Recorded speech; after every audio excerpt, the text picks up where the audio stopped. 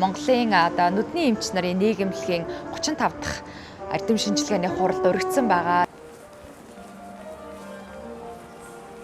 Ерөнхийдөө хурал нь эхэлсэн байгаа юм байна. Тооцоо.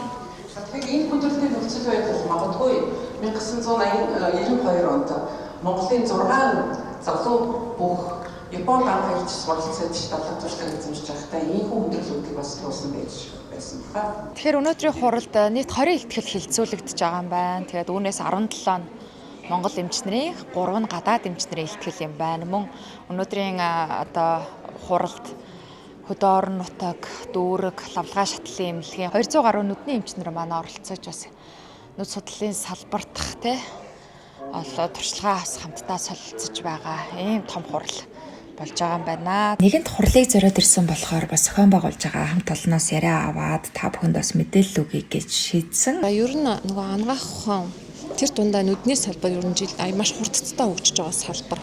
За дээрэс нь одоо энэ нөгөө химэл оюун ухаан, дижитал технологиуд ингээд орж ирснээрээ улам илүү нөгөө шинэ технологиуд маш их нэвтэрч байна л да. Одоо химэл оюун ухаанаар одоо нүдний угийн зураг аваад тэрийг одоо чихрийн шижин, глаукомыг шууд онцлогч гэдэг юм уу те.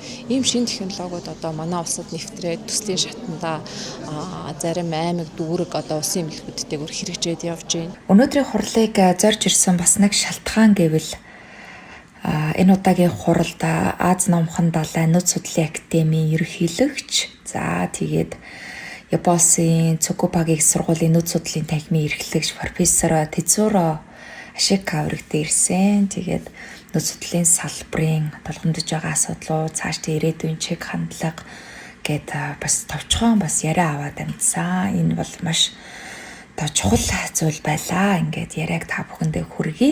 It depends on the country, like developed countries have their own. Саяны ихтгэл дээрээ дурдсанчлан хүний нөөцтэй маш анхаарах хэрэгтэй.